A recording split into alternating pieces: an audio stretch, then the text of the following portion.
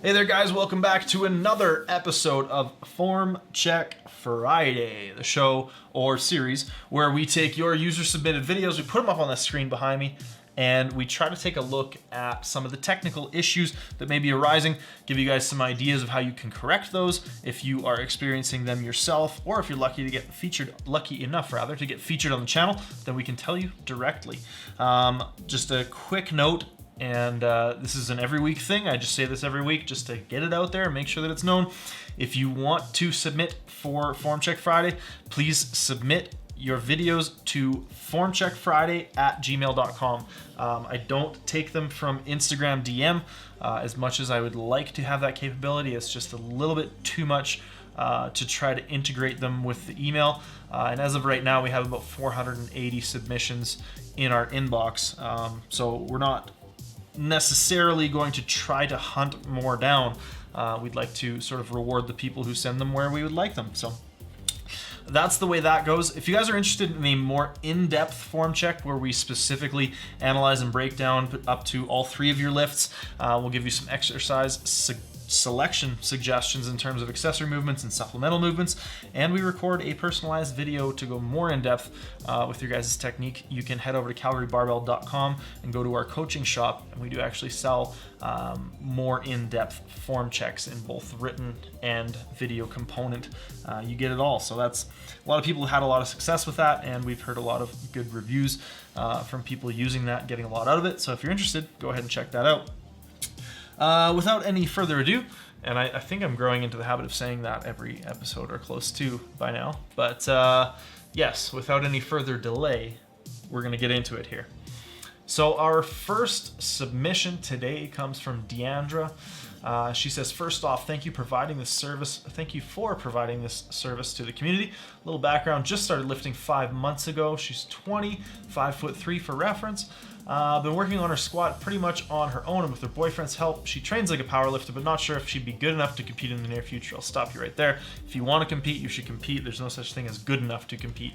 I think people should just go for it, enjoy the sport, and yeah, you'll grow from there. But it's still on the table, she says, which is good. This video is 160 pounds from a 3x5, which was also a PR, and this was the second set, so she was a little bit more fatigued. She noticed that when it starts feeling heavy, her hips shoot up a little early, and her bar path gets thrown off. The fourth rep is the worst. Been trying to control my descent. When I first started, I had a tendency to dive bomb. Thank you so much if you review this newbie squat. Deandra. Sorry, not Deandra. She put a phonetic pronunciation in there. What a fantastic thought. All right, Deandra. Now that I can pronounce your name flawlessly, let's take a look at your squats. Good, nice strong unrack. Bryce Lewis would be proud. Awesome, looks really good. Good. So really good mechanics. We're getting a little bit onto the toes as we descend, which is one thing that can cause some sort of shifting in the reverse when things get tough and fatigued. I think most of all, you're just kind of new and need to spend some more time practicing the squat, because a lot of your mechanics and your technique overall looks really, really good. But what I'd like to point out to our viewers today is just watch Deandra's feet as she squats. See how everything kind of pops forward right out of the bottom? I'd like to see you, the second rep was a little bit better. I'd like to see you keep a little bit more pressure on those heels. Try to keep those feet nice and rooted into the ground as we go through the movement. When we get that sort of forward pressure, a lot of times what happens is the knees pop forward, and then out of the hole, the knees shift back pretty aggressively, causing the butt to shoot up. Now, I don't think it's maybe as pronounced as you think it is, Deandra, but we are getting like a little bit of a squat morning, a little bit of the knees popping back and the butt popping up, but definitely not anywhere close to some of the lifts that I've seen. So I think you're in a really good spot. I think your technique is really good. Your emphasis on control into the bottom shows. You can see that Deandra's taken some time to try to control the descent, to control the bottom position. Those are very smart things to do. So I think your biggest, the biggest place to try to tackle is working through those feet and trying to be a little bit more firmly planted in the ground. If we watch, we can see those heels pop up on nearly every rep.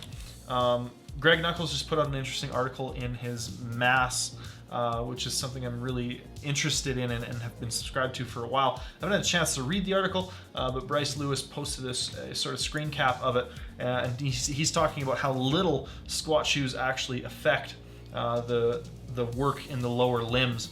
But I was actually about to recommend potentially trying out a squat shoe or heeled shoe. And what I would recommend for most beginners before they go down that road is just get a 2.5 pound plate and just stuff it under there. Set them up here and then walk out and get your feet on them when you set up to squat. And that might help you just kind of keep a little bit more even pressure through your feet and avoid that sort of popping forward in the bottom. So that would be probably the biggest thing I would tackle. And I'll get back to you guys on that squat shoe article because I'm interested to see what they came out with and what the study had to say. Excuse me. Our next one comes from Balint, and this is a deadlift single. Now, Balint went a little bit into detail about how there it is. So he competes in the IPF in the 93 kilo class in Hungary. He's been powerlifting for 3+ years now, and he's following the SSPT deadlift template, which is Susie and Matt Gary. And they are big, very, very big on doing singles only in the deadlift.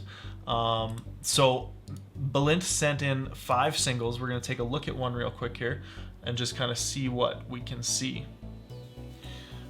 He said he doesn't hold the weight on the top because he's just getting back to hook grip and it hurts like hell right now, which is fine. Things look really good, man. I mean, if I were to get nitpicky, which is often what we do here, is I would try to get a little bit more extension through the back here. Just because it's probably going to get tougher and tougher to pull the back through at lockout as we go through the as we get up in weights. Let me see the picture of Arnold there. This looks like a sweet ass gym, by the way. But I think that's honestly the only thing I would change. He's doing a really good job of maintaining. Yes, he is a little bit rounded in the back, but his hips aren't super tucked under, which is something we addressed in a recent video. A lot of people will tuck their hips under really hard and then will end up really far out of position. Balint is maybe a little bit out of position, but it looks like most of the rounding, we can see this is relatively neutral here. Most of the rounding is in the thoracic upper back here, which is a lot more sustainable and recoverable from at the lockout position. So I would say if you can, maybe try to get a little bit more extension. But other than that, man, things look really, really good. He's holding his same back angle as the bar leaves the floor. We can see here. Hopefully you guys can see that. So that's our start position there. Now look at how little that was a terrible line. How little his back and hip angle in relation to one another change as he goes through this first phase of the movement. Staying the same, staying the same. He's really pushing the bar off the floor. We're getting mostly knee extension to initiate the lift, which is what I always preach about. Knee extension, and then right around here, we can see the knees pretty much lock, and it's hard to see because the plate's in the way, but we're almost locked out there, and we still have a bit of an angle in the hip. The back is again pretty damn close to neutral, and then he's just gonna push those glutes through. Boom. Great lockout. So overall, Balint, I think, very, very proficient deadlifts. I would think that if you can, maybe work on just trying to pull those lats down, chest out just a little bit more to get a tiny bit more of extension. But that's not even necessarily going to be the ticket for you. Looks like a good deadlift. All right. Next up, we have Marwan. and hopefully I'm pronouncing that correctly. Marwan Ufkuir. I've been training for 2 years, just started deadlifting in the past 3 months. In the video is a 5 rep max conventional with 380 pounds. He says he takes his time to set up correctly and tightens his core, lats, and hamstrings. I noticed once I started to pull to lose some of the tightness in the lower back and feel like my hips start shooting up. He doesn't plan to compete, but would love to improve his deadlift. All right, Marwan, let us see. Great. Looks like really good positioning. I wish the camera would focus a little better. Looks good.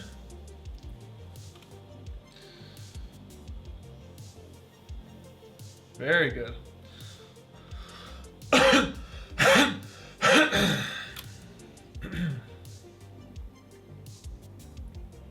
So you can see, yeah, he does a very good job of kind of pulling the lats in. As we start to fatigue, though, I think I see what you mean about the hips kind of shooting up just a little bit. Although it also looks like we're pulling off a very sort of small diameter plates here. So it's probably more akin to a deficit deadlift, just because of the equipment that we're using here.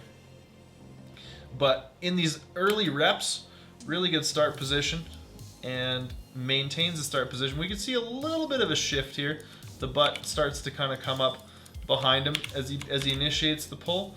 But once the bar is off the floor, we can see the hips kind of remain in a pretty good position. So I think potentially there's a little bit to be worked on in terms of patience off the floor, I think is the big thing. Because ideally, I love this position here.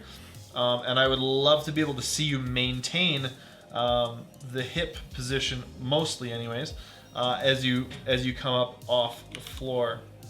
What's happening is we're seeing the hips kind of shoot up a little bit behind you and get a little bit out of position. Pretty minor.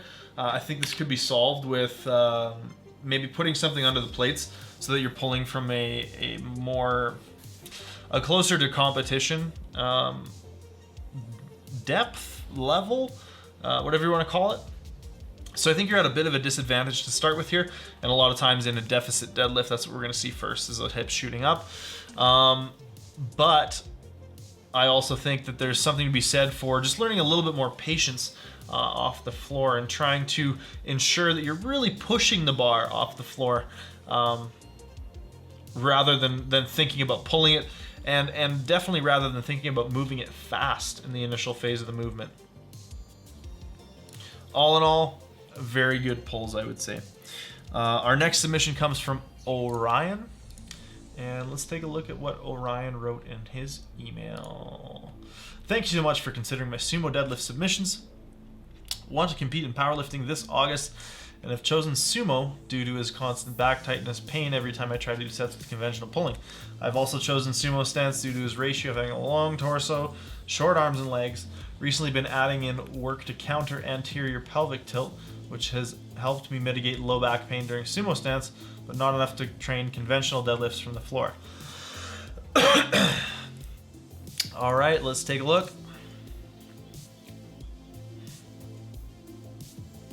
Wow. That is one of the lowest hip positions I've ever seen in my life. Incredibly, incredibly upright. I think with a heavier weight, this looks like it's maybe 135, so I think Orion's probably a fair bit stronger than this.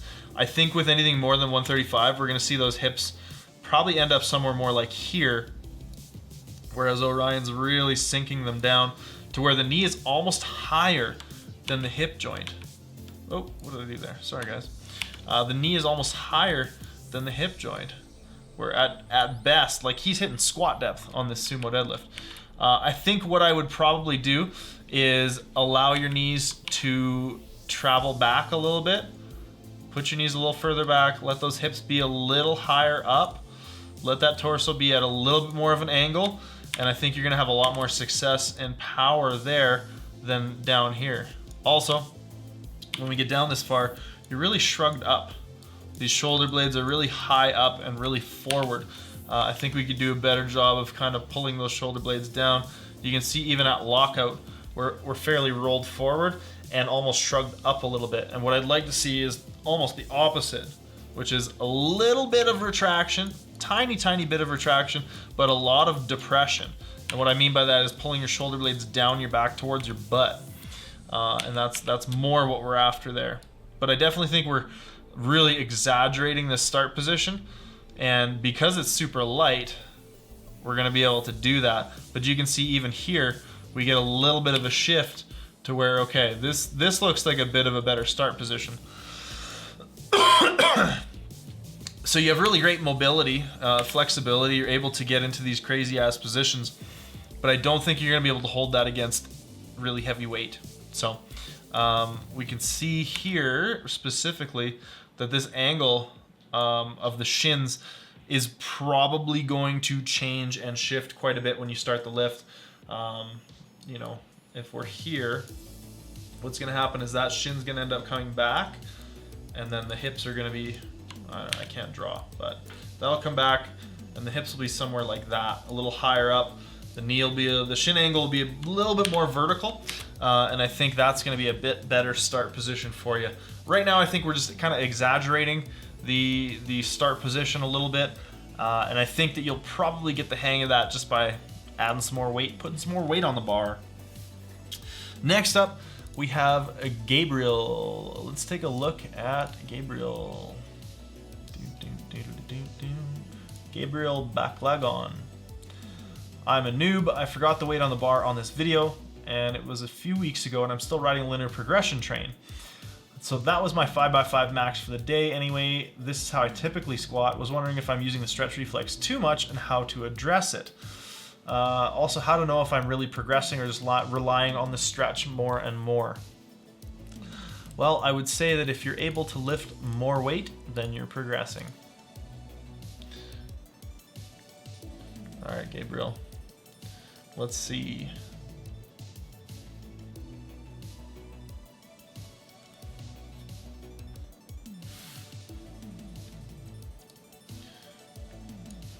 All right. Strong on rack, good walkout. Not a whole lot of unnecessary steps there, which is something I like to see.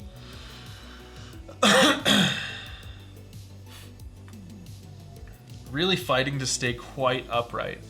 And I think potentially, yeah, see, we're starting to really have to fight for position out of the bottom because of how upright we are. I think that if you started off with a little bit more, whoa, wrong button, sorry guys. If we started off with a little bit more torso angle and allowed yourself to kind of lean, allow that chest to come forward just a little bit, you know, maybe look at lowering that bar down your back just a tiny bit. Probably gonna end up with a little bit more smooth ascent out of the bottom position. But right now, we're very upright. It's a very high bar squat. We have a very pronounced sticking point. So what I would try is get that bar a little bit further down your back, get yourself a little bit more lean, a little less forward knee travel, and let's see if that low bar squat allows you to be a little bit smoother. I don't think you're using the stretch reflex too much. I just think you're high bar squatting. And you may be a stronger high bar squatter than a low bar squatter, but I think you'd be remiss if you're looking at you know, trying to increase your strength as much as possible and you didn't at least try low bar squats. I think that your high bar squat's quite good.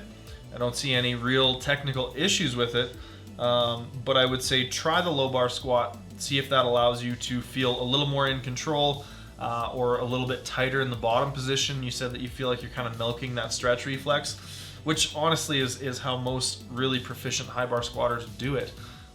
You look at any high level Olympic lifter and that's what they're doing. They're just bottoming out and bouncing back up, and there's nothing wrong with that. But heck, you're on a powerlifting channel now, so we're going to tell you to low bar squat. Give it a shot. See how it feels, and see how you like that compared to your high bar squats, and how your strength levels are compared to your high bar squats. And that, ladies and gentlemen, is it for today's Form Check Friday. I hope you guys have enjoyed it. If you have any questions, go ahead and leave them in the comment box below. I'd love to have a discussion about any of the points that I raised. If you guys agree with me, disagree with me, just let me know. And leave a like if you liked it. Share it with your friends if you think there's some valuable information that others should see. And we will see you guys 1 week from today, next time.